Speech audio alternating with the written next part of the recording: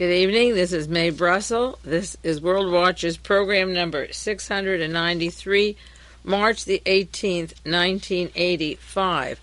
I want to briefly mention two actors and an actress that have affected history and relate directly to each other in terms of affecting the history and the times we're living now.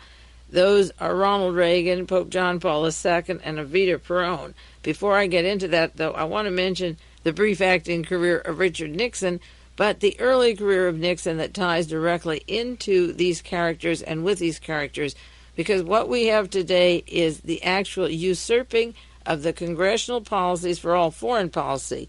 All money that we need goes to the space program and to the Pentagon. The domestics can fight and figure out and get elected on the little issues, and the rest the government will give to the military for whatever they want. And when they want private wars, they use special soldiers, mercenaries, special CIA forces linked to the intelligence community under the guise of humanitarian or hospitable, careful medical relief that are directly linked not only to the Pentagon and the Central Intelligence Agency, but to the Nazis that came into this country that I have been making allegations about for a long, long time. Now, when the importance of Nixon, and he, as I say, he has these links to these various areas that I have been stressing since my first published article in 1972, Nixon's role in these various activities.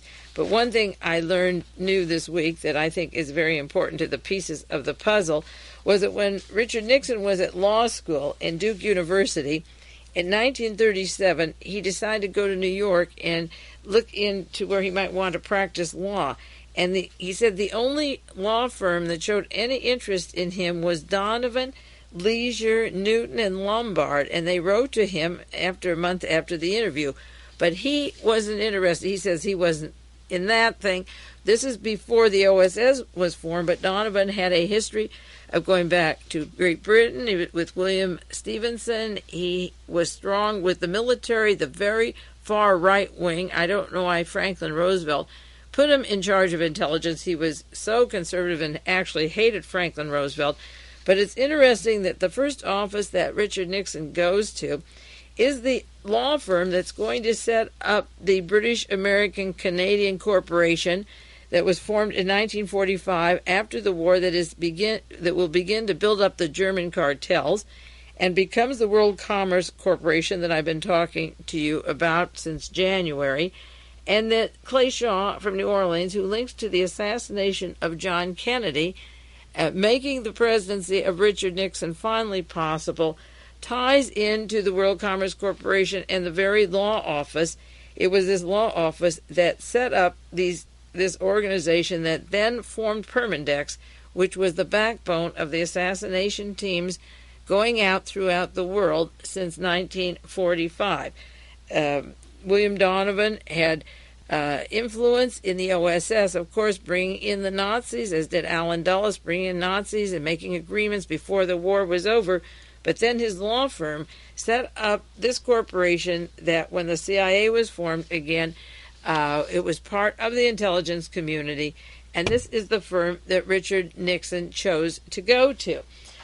Besides being cleared from the FBI in the same time sequence, he then goes on to say that he graduated from Duke and came to California and took an acting part, which I was not aware of before, in 1938, a local theater in Anne Rand's play. Of course, she's always been a darling of the conservatives, The Night of January the 16th, and he enjoyed playing the prosecuting attorney in the play, and he went for casting tryouts in another play called The Dark Tower, and there he met Pat at that play, and he asked her if he could take her out, and she said she was busy, and he said, "You shouldn't say that because someday I'm going to marry you."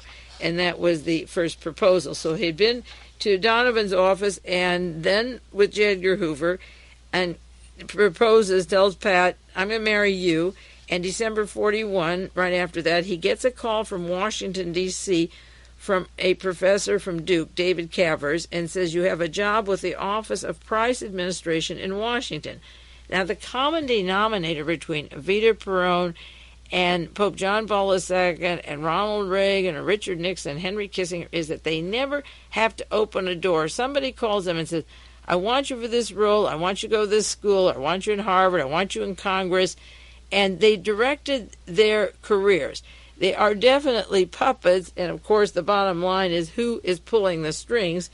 And Richard Nixon was in Washington in 1941, and then in 1942 he goes into the Navy.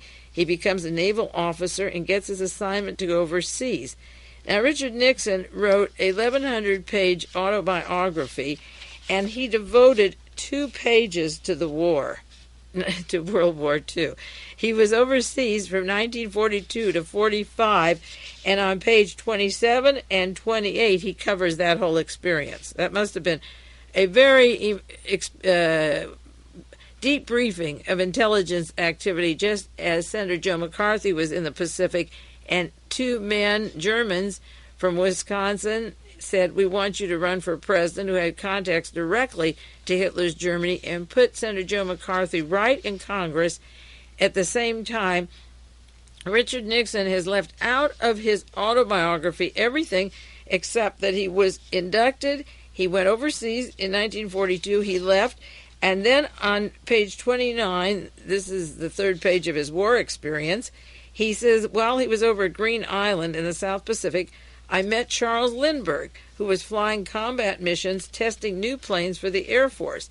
Now, Lindbergh had moved to England. He was a staunch conservative, started the America First Committee here, wanted America to stay out of the war, as did Joe Kennedy. He got disillusioned with America, close to Father Coughlin and Gerald L.K. Smith and all the rabble-rousers of the 30s. After moving to England, he was about to move to Nazi Germany. He got a Star Award by Hermann Goering in the Air Force and was to move into there just in 1940 when Hitler went into Poland. So being an American, he came home and put on an American uniform, and a couple of years later, the commanding officer invites Richard Nixon to a small dinner, he notes, not a big dinner, in Lindbergh's honor. Now, Nixon covers and says, well, I was busy playing poker that night, but later I invited him back to the White House.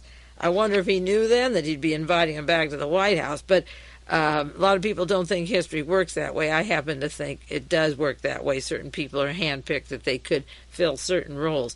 So his war effort was to leave San Francisco, go to Green Island, meet Charles Lindbergh, and by 1944 his overseas duty was over.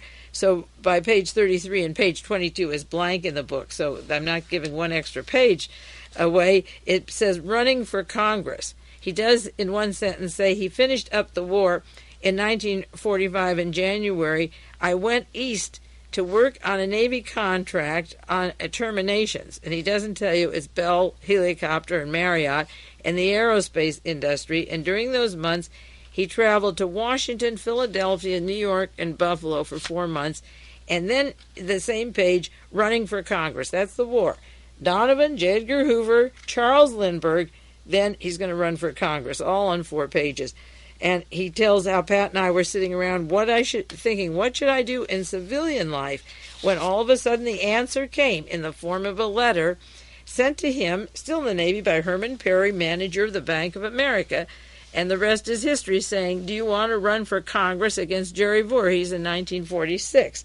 Well, Richard Nixon ran for Congress, but the aerospace, Howard Hughes, and the Committee of 100, C. Arnhold Smith, who is now serving jail time for swindling his bank out of millions of dollars, was one of the backers of Richard Nixon. And the entire group of the far, far right, almost the Silver Shirt Gang that believed in the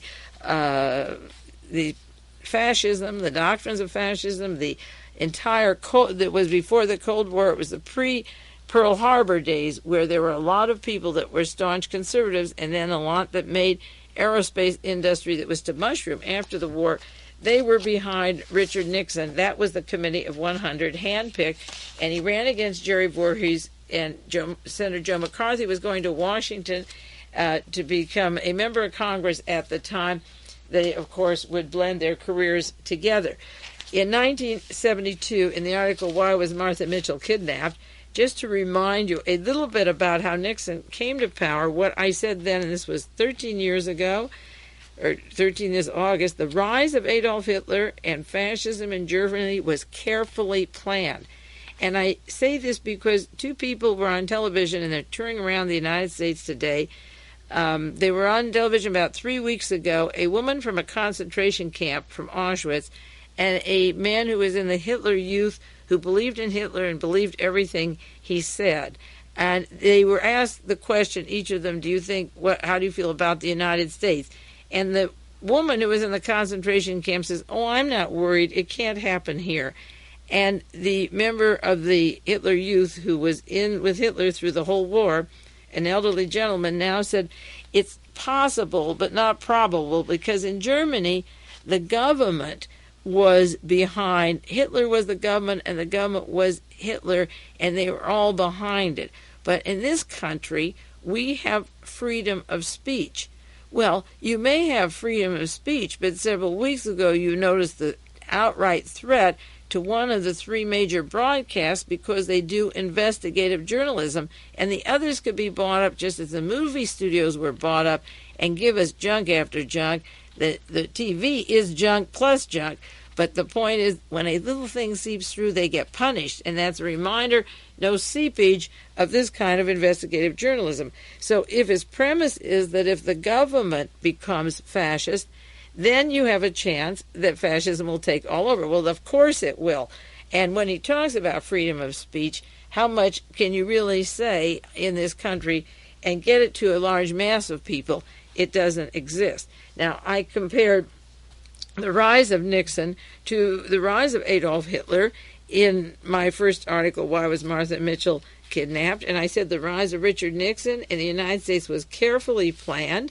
In 1963, the political assassination of John Kennedy in Dallas became necessary for our own hidden clandestine government to maintain control. Now, that was 1972. In 1985, we have the likes of John Singlaub, and Mr. Edward Lansdale is back in office, and J. Peter Grace, and certain characters that are key to what this country is to become as against what it was and how they operated through the past years and what they're doing now in Central America. And as I say, the troops someday and are saying they're ready to work in this country. The Nazi Party was claiming there'll be a May Day this year, like the House of the Long Nights, of the broken glass. You know, it in Germany, the Crystal Night. That was the shattering of the homes and breaking the windows and breaking in. So we've been warned this May we're going to get it here, and these people are the same people who work with the mercenary armies and the armies that we're sending to go behind the line and work with the CIA to take the military options on their own without the elected officials. And I said this hidden clandestine government, in order to have control, killed John Kennedy and Robert Kennedy, and these same people I've been talking about were involved in those murders. Richard Nixon, the front man and leader of the illegal government, was mistaken for comical. I'm quoting my Realist article in 1972 by the intellectuals. Those are the Harvard, Yale people that thought Nixon was funny or thought Reagan was funny, and the Princetons, the MITs, out of a different social circle, but using them for specific purposes. And, of course, when Nixon took the oath of office, the clandestine activities continued, and I said, and I went into the background in that article. I won't read the whole thing for you because many of you have the article. If not, you can get a reprint of it. But to refresh your memory, I was talking about Allen Dulles and his spy agency, the OSS, that was the network for bringing the Nazis here. And now we see that prior to the OSS being formed, that Richard Nixon was, in fact, in the offices of Mr. Donovan and that they had called him back. So that Nixon's career spanned this time period from the Navy out to California when the aerospace scientists were being brought here. And I referred to the area where Nixon was brought in, and this is what I had. I didn't know the OSS, or not the OSS, but the Donovan connection. He applied to serve in the FBI following graduation from law school. No answer followed. When World War II was declared, he requested sea duty and went to the South Pacific Combat Air Transport Command, and came home, was transferred to Alameda, and ended up with the Navy winding down active contracts with such aircraft firms such as Bell and Glenn Marietta. And I had more details about his returning home and where he was in this article than he has in his own autobiography, because I'm sure he wants you to forget it. And like Evita Peron, and we'll get to that in a minute, she deletes major parts of her autobiography for very good reasons also. And I brought in the fact of the influx of the Nazis, the munition makers, the rocket and space industry, the warfare hardware, into the South, into the Southwest, into the segregated racist states, the natural habitat where the Germans were brought into Florida, Louisiana, Georgia, Ohio, Texas, Alabama, Nevada, New Mexico, and California. Now that's the hub of the Klan outside of Illinois and Buffalo, New York, the hub of the Nazi Party, the hub of the area where Colonel Gale is to come from the staff of Mr. Willoughby and Douglas MacArthur to California and form his identity movement, so that the American Nazi and Klan, the seeds were in California, from the Philippines to California, and the aerospace industry harbors the collective network of these people who have computers throughout the country now and can reach every Jew or every dissenter and pipe it right into the Pentagon computers, such as the Los Angeles Police Department, into Western goals. So the Nixon career spanned this particular era of the Army with a minus activity, a minus biography, and we have to guess what happened in the 2 years, but I would make a registered guess that he was actually trained heavily into intelligence because he was handpicked for an important role that he fulfilled very nicely and continues in a way to fulfill today. Now, simultaneously, while that was going on, while Nixon and Reagan were active in various ways, Reagan was to play a role that Nixon didn't do. When Nixon came out, he was a right-winger right from the start. He was going to melt with Senator Joe McCarthy and say, I'm going after Voorhees. He's breaking up I.G. Farben, and for a lot of other reasons, you put up the money and I'll run and I'll have a Red Scare campaign. That's what Nixon was doing. But the actor, the real actor, not the other one, was in Hollywood, and there were just a couple of sentences I wanted to quote for you from The Secret Life of Ronald Reagan. This is Don Fried's book, and he talks about Reagan's war years as a captain, and we know that, working for the Defense Department and making films. And as soon as the war was over, it turned from being close to the Soviet Union to the Cold War. And Reagan was very instrumental in Hollywood to coordinate his activities with Senator Joe McCarthy, J. Edgar Hoover, Richard Nixon, and others, the right string group, which purged and blacklisted and broke dissenters and stifled liberal or radical ideas. That's a quote from Don Fried's book. Well, there was McCarthy coming in from the Pacific, and Nixon, who had been with Hoover and Donovan, joining that team, J. Edgar Hoover working with William Stevenson and William Donovan, and Senator Joe McCarthy. So the two men from the service that were brought in, one Joe McCarthy by two men from Germany that lived in Wisconsin with close Nazi ties, that fellow coming in going to Congress, Nixon going to Congress, and Hoover working with William Stevenson and Nixon and Joe McCarthy. In fact, as a matter of fact, Hoover was giving McCarthy private information so he could continue his witch hunt on sex practices of various people and all the gossip to increase the career of specific politicians and to ruin others. What Don Fried wrote in The Secret Life of Reagan on page 9 was, what should be recalled is that Nixon and Reagan came out of the service at the same time, and each fanatically plunged into exploiting the same anti-communist climate to build a base of power. But Reagan's plan was secret and would go to much greater extremes than Nixon's. And here we get to the parallel of Evita Peron, and then what happened to Argentina is happening into America today. It said he would join the Screen Actors Guild and cling to it as if he was a liberal to hide his covert relationships that developed in 1947 with Nixon and the House Un-American Activities and the FBI, that he needed the help of acting the liberal to get the head of the Screen Actors Guild. And the point is made in this book. In addition, this is the same book that refers to Nancy Davis, who becomes Nancy Reagan, that her father was out in the Pacific working with Charles Willoughby, mentioned in The Secret Life of Ronald Reagan. Willoughby close to Colonel Dale, the man who was instrumental in founding the religious motive for planning to kill all the Jews and blacks for the Klan, Nazis, and Minutemen in the United States when he came back to guerrilla work in the state of California and then spreading it all around the country. But in the section on the actor, Don Fried notes that in the 1930s, Ronald Reagan was anti-union. He scorned the Screen Actors Guild. And then all of a sudden, to have the liberal image, he joined it after seeing the great man, he said, who led it. So the Screen Actors Guild was supposedly left liberal, anti-fascist in the 30s and 40s. So Reagan adapted himself to that tone and carried the liberal support.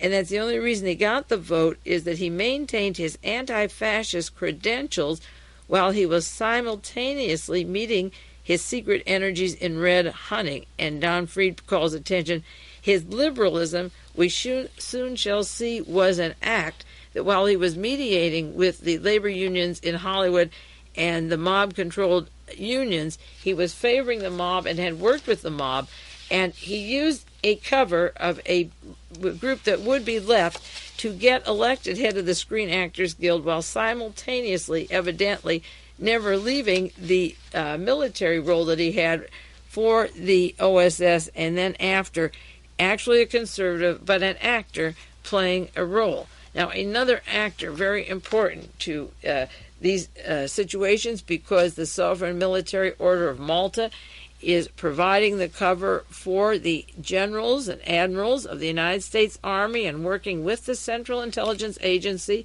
It's all come out recently, so I want to remind you, and I've had this on the air a few times, about Karol Wojtyla in Poland, who was another actor, and in 1941 his father had passed away, but a friend of his, a teacher, started a theater school, and they created a theater in the woods, and they founded a theater, and they acted at a time when all the other theaters in Krakow were not allowed.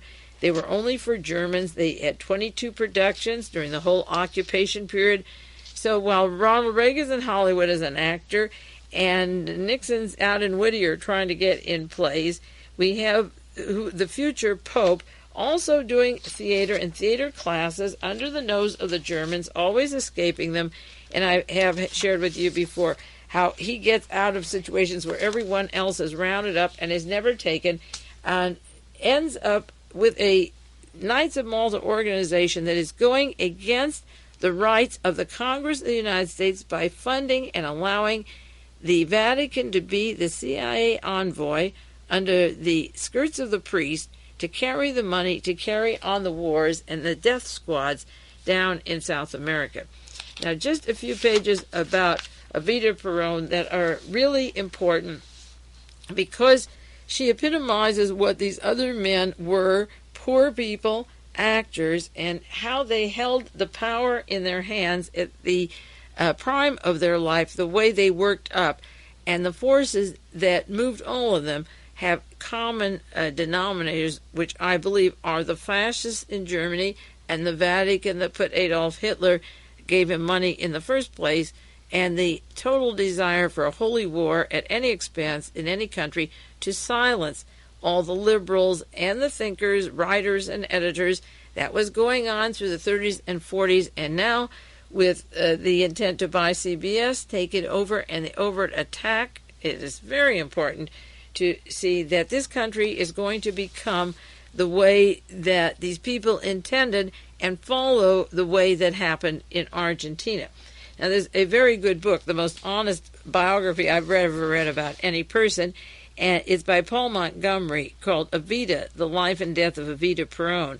I just got it recently. It's put out by Pocket Book. It was published in 1979. And there's a few pages I just want to read directly to you without paraphrasing them. Eva Peron's power began from 1945 to 1952. That's as soon as the war is over and the World Commerce Corporation is going, and when Donovan is swinging and the major multinationals are working with the Nazis. And while I was saying that years ago, you're seeing more and more in the news about the United States government and these various Nazis. Her power began as soon as the war was over, 1945 to 1942. Now, Mr. Montgomery says that she was a skilled manipulator of men. She climbed from job to job and from protector to protector.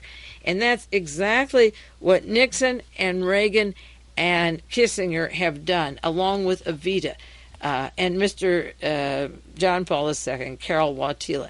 They were handpicked. A mentor said, you go this place next, you go that next, and that next. So being a skilled manipulator wasn't enough, and they didn't climb this necessarily on their own, but there's a hand there to push them up and show them the way.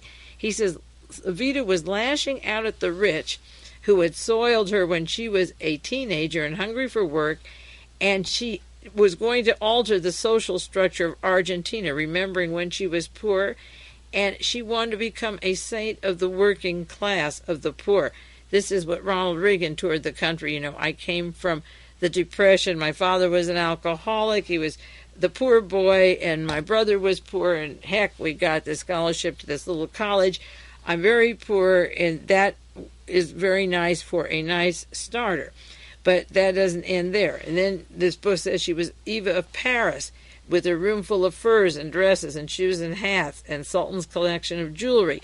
She could swing to that, and that's like Nancy Reagan with her family borrowed jewels that she borrowed from places she didn't actually buy, might have been given to her, and her dresses and her fancy ball and inaugurations. She swings from there to this humble, like Evita. It says she'd go from the very rich to the humble, a simple woman who fed and cared for the poor, dispensing penicillin and crisp banknotes from alligator cases.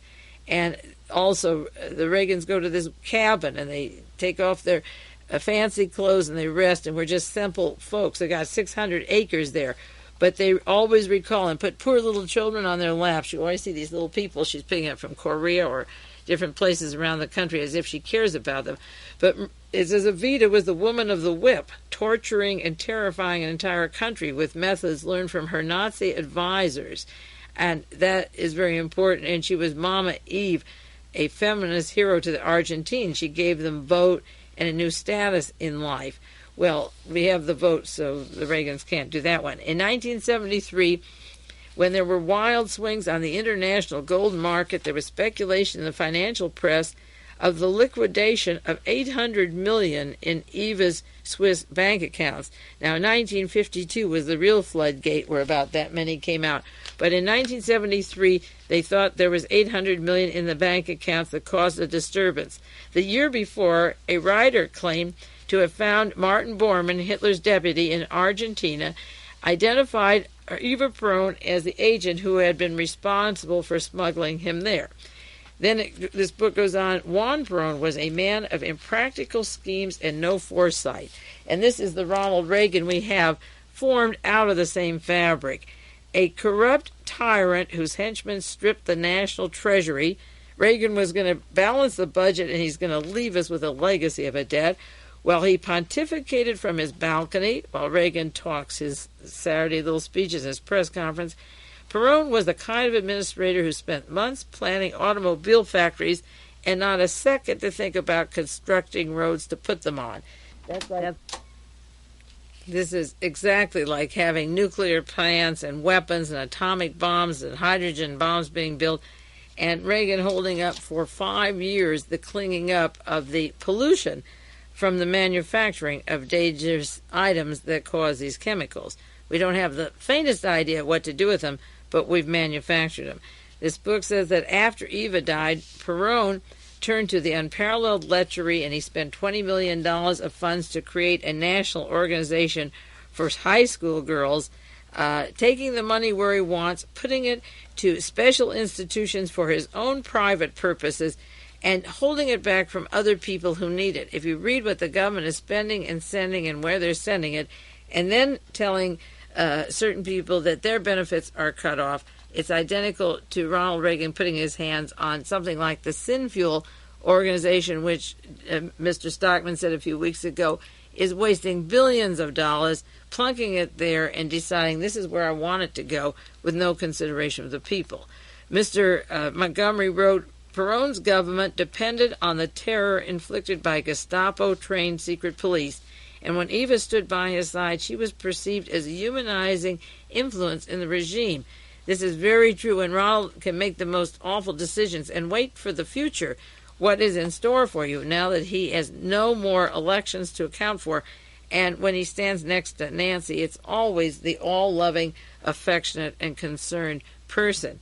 We'll take a 1-minute break briefly on this, and then I'm going into the legacy of what these people have left us and what developed from the sources behind their power and what they're doing to us now.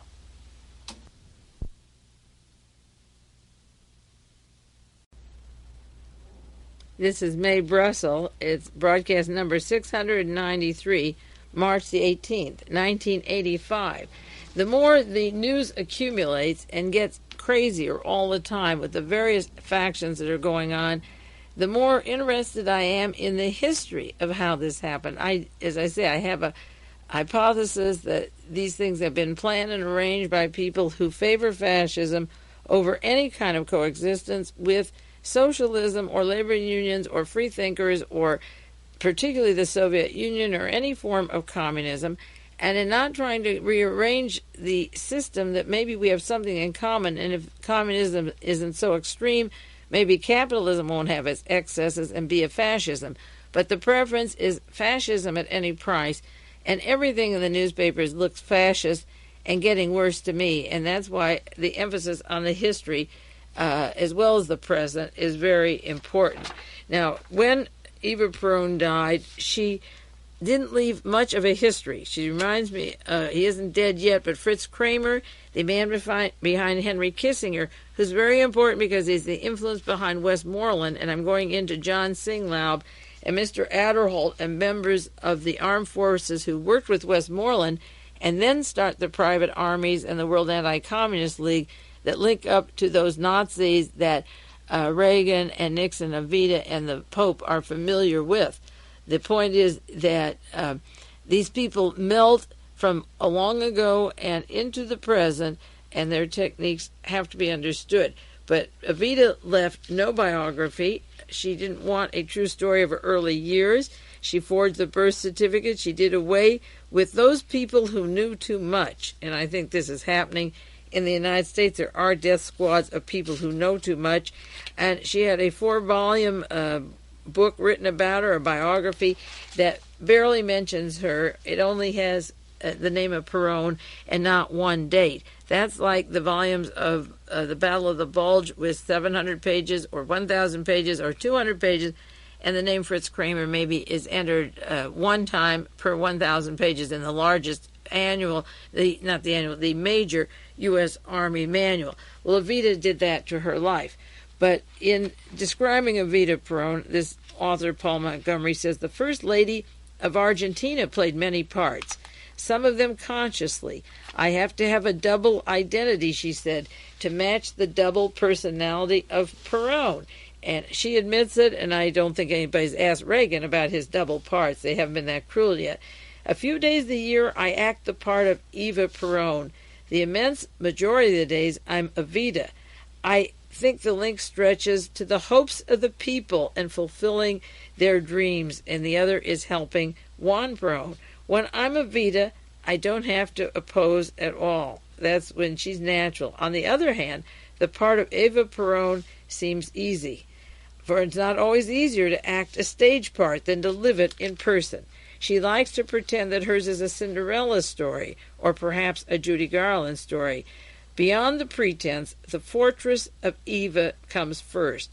She was as corrupt as any incredibly corrupt regime, squeezing out the last peso to swell her jewel box and her myriad Swiss accounts, and they said the Perons took from the rich, gave to the poor, and then they stole the poor. Argentina, and this is the important part about these shenanigans of their working with the Nazis and the influx into their Hans Ulrich Rudel and Otto Scherzeny and SS Karl Wolff, a team of 100,000, 200,000 Nazis that worked in Germany, and through Allen Dulles and William Donovan of the OSS allowed them to go there with the assistance of the Vatican and with the assistance of the American government. They flooded down there, and this was that period from 1945 to 1952. And this book says the Perons were Argentine's most terrible deception. And I say this about Nixon and Reagan and Pope John Paul II, the same thing. They were a deception, a fraud on the American people, totally different than, say, presidents, even Gerald Ford or the Trumans or the Carters, natural couples that weren't put into dual roles of deception and front, and they led us into this fascism that we're facing more and more every day. They promised a new world and a new order, and they gave murder and misery. In the 1920s, when Perón was an army captain of no distinction, and Eva was a sad-eyed little girl, and this is in our country, prior to the Depression, she wasn't brooding about fame then. Argentina was considered Latin America's only developed country, a civilized place where science and the arts flourished and a fulfilling life was possible for anyone, as surely as if they had set out to do it. The Peróns systematically corroded the fabric of the country. They replaced politics with secret police and assassinations, public administration with thievery, debate with thuggery, journalism with fawning, education with the adulation of Perón. And it says Eva Perón was, though she was a particular product of her place and time, she was a creation of fascism, the perfect heroine of the totalitarian infection that spread from Germany and Italy in the 1930s with the torture and studied humiliation that put an entire government and all but a few of its people at her service. If they didn't have that, she would have been just another entertainer, thrust in front of us by ambition and accident, proclaiming charity for all. She stole only for herself, citing a life given over to love. She was moved by hatred and scorn. She spoke of fulfilling the promise of her country while she put a torch to all its hopes so that she could warm her hands at the flames. Now you take out Ronald Reagan's acceptance speech and his beginning speech after he's reelected, or his nomination speech, and all the glory and all the flags, and working with Mr. Ray Klein and Jesse Helms and Strom Thurmond and the international network of Nazis, not neo, not that kind of Nazi, German Nazis that have formed our American youth Nazi group, call them the neo, but the old Nazis and death squads all over the world, standing there, and we want peace and justice, we want liberty.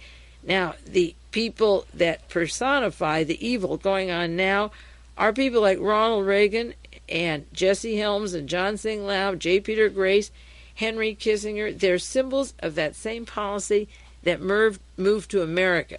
Nixon and Reagan were handpicked out of the fabric that picked Evita Perón. They were, and the Pope, they were acting, they were covering, they were secreting. It was secret work that the Pope was doing in Poland. Whenever the Gestapo came near him, he was never touched. He was working for Solvay Chemical and IG Farben. So that the history of these people and who put them into power is important because of what, as I say, what is happening today. And if you read your papers, more and more you see how many Nazis were here, the links of Joseph Mengele to Martin Bormann, and it goes on and on. The network was set, and these people, Reagan and Nixon, came on the stage, and the actor, Reagan, and the Pope, and Nixon with his little part, were covering a very deceptive hand-picked role, all linking to Allen Dulles, to Mr. Donovan of the OSS, to the Military Defense Department, to the Central Intelligence Agency, and putting into office institutions that were undermining exactly what this country was meant to be. So where we had a peaceful place, and we had our depression in the 30s, and there was the Klan, and there was the isolation and the horrible treatment of the American Indians that really has never been excused or explained by anybody, even before there was a Hitler. He patterned himself after that, so the instincts were there. But the framework of these people and the agents that I want to share with you now and for the next few weeks touch their lives, and that's why I thought they were so important. A few months ago, about a month or two ago, when it came out that the volunteers, the soldiers of fortune, the mercenaries, were down in Central America with the Contras and helping the dictatorship in El Salvador. Ronald Reagan said he was proud of them and they were freedom fighters. And then he had another interview October the 27th where he said this is an American tradition. He has no objection to Americans joining the rebels to fight the Sandinistas. The Congress has voted we don't want the money there because they are doing the Nazi Gestapo tortures. That's why Congress wasn't sending money, because of the horrendous physical tortures and the death squads going on. But the death squads didn't stop, and neither do the tortures. And the point is that when Ronald Reagan hears that they're down there fighting, because they're the same people that put him into office, he says, go ahead, boys. It's tantamount to saying, look, those people over there on the hill are a pain in the neck. You do what you want to do. And then he had the nerve to compare them to the Americans of the Spanish Civil War who went off to fight Franco. One was fighting fascism, which is the negation of all your rights, and the other is trying to get a land reform system, such as in El Salvador, and break up the holdings of the Somoza family in Nicaragua and share the food and the land with a great number of people instead of the hands of the few. There is a big difference, and members of the Lincoln Brigade did respond to Ronald Reagan about it.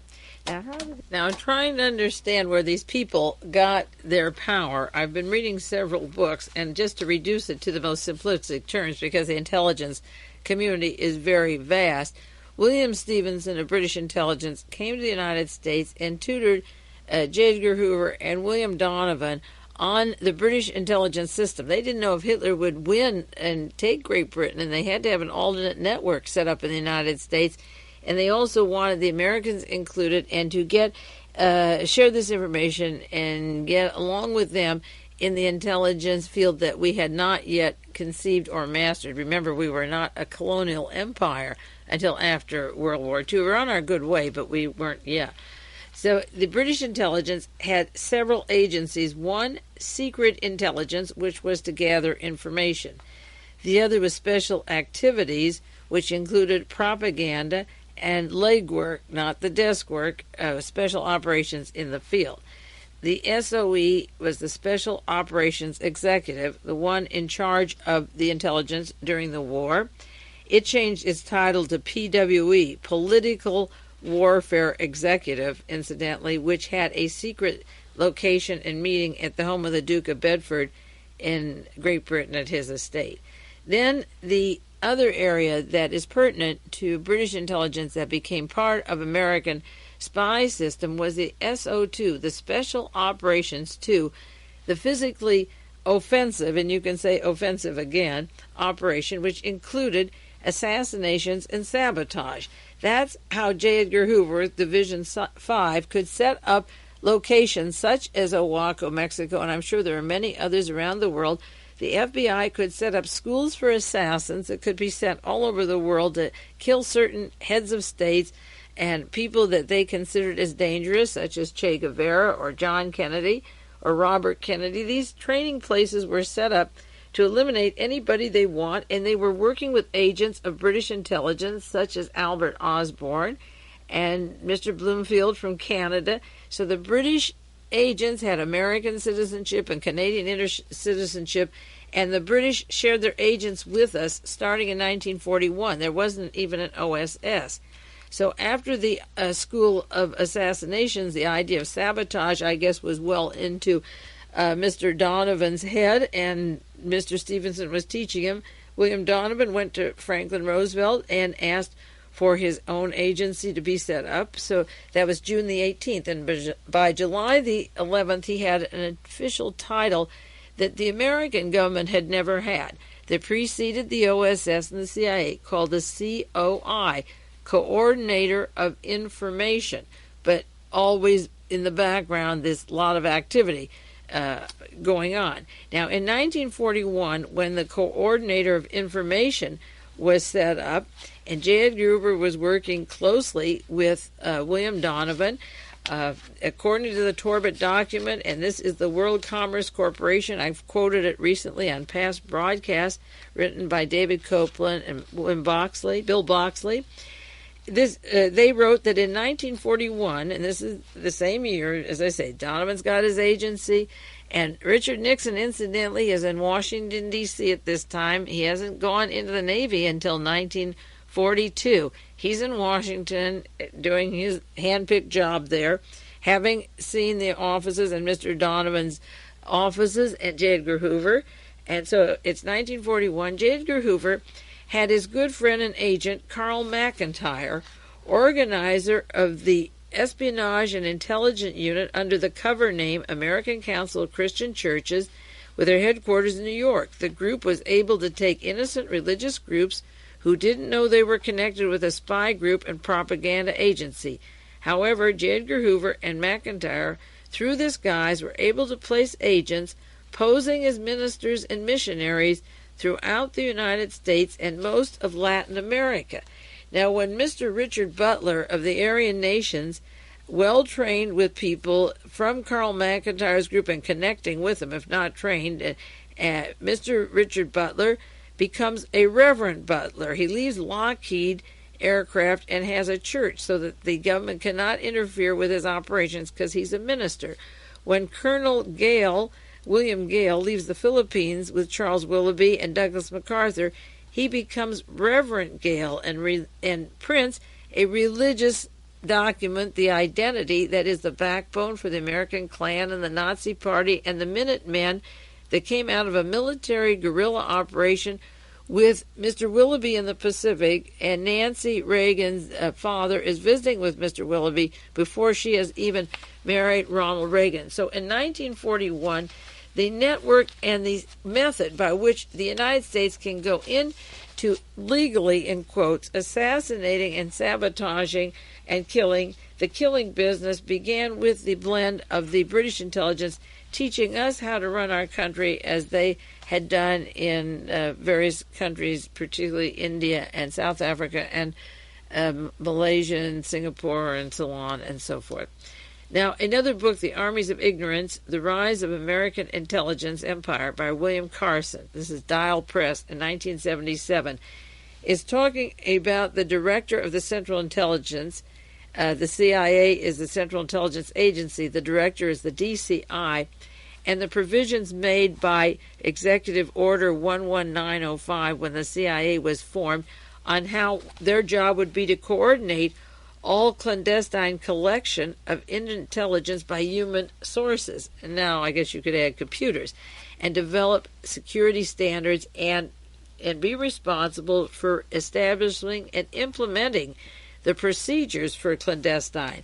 Now, this CIA is important because, again, it goes down to, I'm talking specifically of Central America, and you know the track record of Southeast Asia, and the same people that worked with the Pentagon, the military, and the Central Intelligence Agency are now working down in South America under the guise of humanitarian work, funded and supported and fronted along with the Knights of Malta from the Vatican, the actor Pope from Krakow and Auschwitz. And so the CIA was formed to handle these agencies and operations that are separated from what the intents were in our country. And in The Armies of Ignorance, he writes, on the surface, this seemed quite reasonable. The list of suggestions about forming the CIA, it seemed almost benign in their effect when it was written. But in reality, it signified a major break in the past by virtue of its extent. And this is from Donovan to our director of the intelligence, forming the OSS to the CIA. It was a major break with the past of anything we've had. I've known that, but it was interesting for me to see it in writing by an expert on the intelligence community, and this is page 460. While he's analyzing all the buildup, this is his conclusion.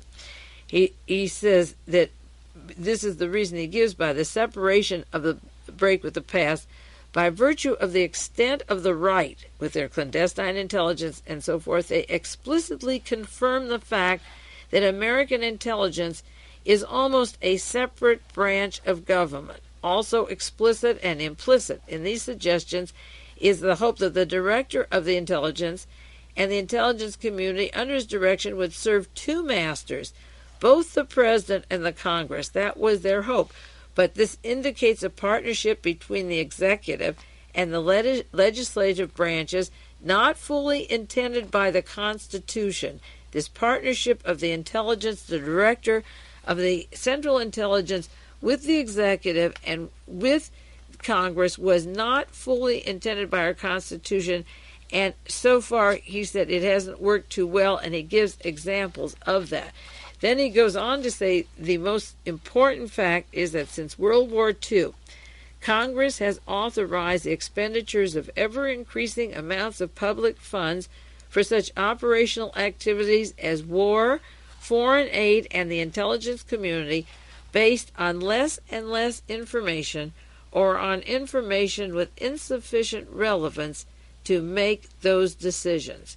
And this problem, he said, suggests the necessity that we have a president who's willing to share or give up on a continuing basis some of his power over the executive branch and meet the needs of the Congress for the intelligence. And that is exactly what we see is happening, is that the president gives up his branch, the executive, on a continuing basis and some of his power over the executive resources, and Congress is going on to fund the intelligence community, and both branches, the executive and the legislature, are giving in by giving the funds and having no information, less information, and less reason to give it to them. They give them more and more, and that's what the budget fight has been about, where the president said he would balance the budget and got elected president of the United States, and then the intelligence community forces him to raise their money, raise their funds, raise their weapons.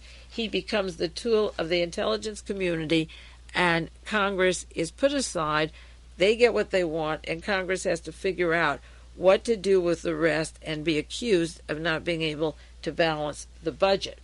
Now, I'm going away from the history of all of this for another section for the next 2 weeks, 3 weeks, on where all of this leads to.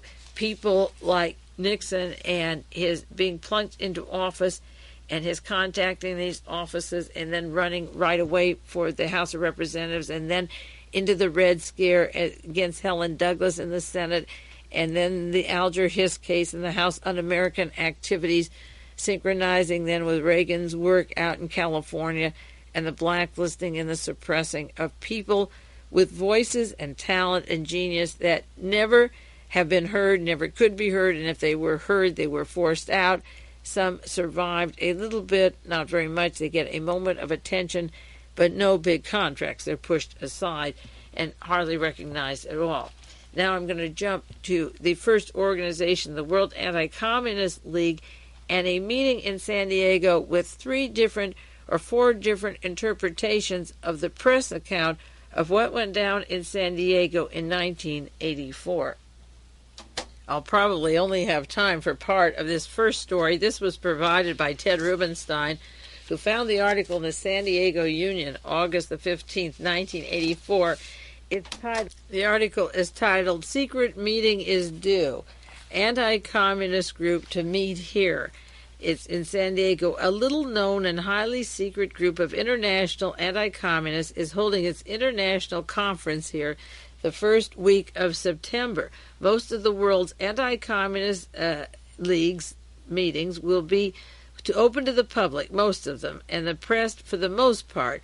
One reason that it's secret is that 5 anti-Soviet resistance movement people will be here to address the conferees and affiliates, and they may be targeted by totalitarian governments who don't want them to attend. Another reason is that the World Anti-Communist League is not without its detractors, although it is dedicated to the eradication of totalitarianism in any form. Critics say that among the group's membership are former Nazis, anti-Semites, members of the Latin American death squads, and also racists. Early the article notes that Jack Anderson wrote about La Mano Blanco. That's a death squad unit of assassinations that kills leftist leaders throughout Central America, and that it's operated by a branch of the World Anti-Communist League. It's centered in Mexico City. He did write a long story and several articles about them. Now, this meeting down in San Diego was to set their program for the next year, their policies of where they would operate and where they would go throughout the next year. It says that Major General John Singlau, President of the United States Council for World Freedom and organizer of this year's conference, will be installed as the World Anti-Communist Leaders Chairman, World Anti-Communist League's chairman during the opening ceremony September the 3rd at the Sheraton Hotel. The conference ends September the 7th. It is preceded by the North American Regional World Anti-Communist League Conference. Also, John Singlau is chairman of that. United Strength for Peace with Freedom for All is the theme of the conference and the goal to form programs for each region to follow in the coming year. Now, if you think of the area that John Singlau has worked in, like Vietnam, Laos, or Cambodia, and you see what condition they left them in, and with this group, and with Henry Kissinger, an advisor to Central America and policies, and closely interrelated with these people from these various organizations I'm going to talk about, and the World Anti-Communist League, look at Pakistan and Zia in terms of freedom, or Chile with Pinochet, or the Philippines with Marcos, or Korea with a dictatorship. And many times on broadcast, I add up what they have achieved. And playing along and funding Papa Doc and Mr. Stroessner from Paraguay. So their goal is freedom for all. That's the theme. And yet, every person that these groups put in are right-wing dictatorships with death squads identical to the framework that Evita Peron put in a while ago, and Juan Peron, which isn't over, but which has moved to Central America and into North America. And the World Anti-Communist League was started in 1966, and this article concludes by saying it was supported by the nationalist Chinese and the South Korean political forces. In recent years, the Middle East nations have become a major financial supporter of the World Anti-Communist League. And as I say, the stated goals of the meeting, United Strength for Peace with Freedom for All, was the theme.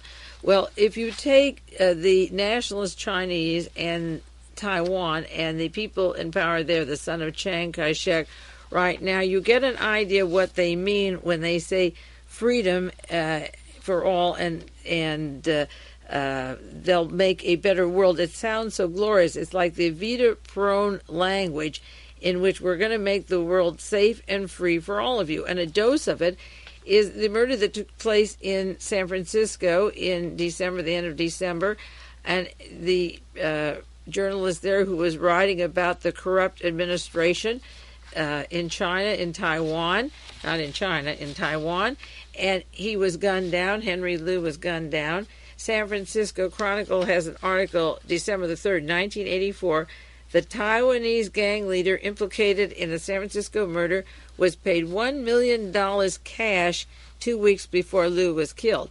Well, we know that the government has admitted that their intelligence group was involved, the Taiwanese government was involved, but here was somebody who came to the United States, to San Francisco, didn't like anybody criticizing a government over in Taiwan, and gunned this person down, an American citizen. If you want a background of the people, a little background, there's a lot of references, of the people from the Chiang government and his son, Chiang Kai-shek, I'm talking about the father now, the kind of minds that set up the World Anti-Communist League.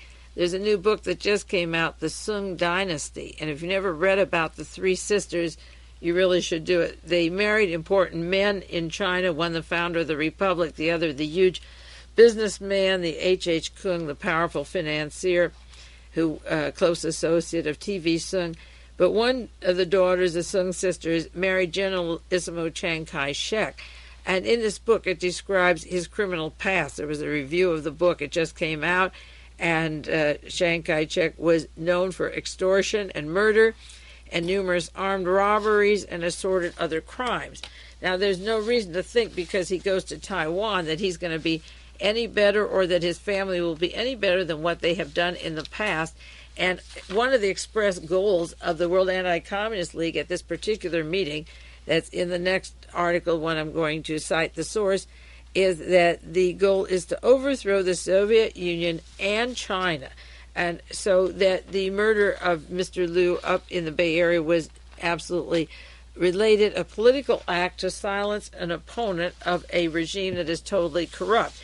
There's tremendous financial scandals there, but that's not the main point here. The main point is that they helped found the World Anti-Communist League along with Reverend Moon, and with money from the United States intelligence community taken over by Richard Vagary of Young Americans for Freedom.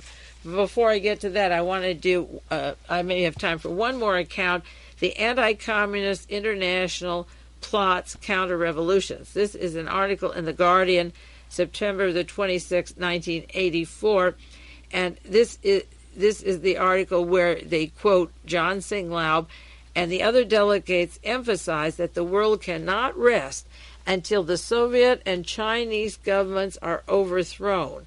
Does that mean that we live with an entire bloodbath or a nuclear holocaust or an Armageddon to survive our neck?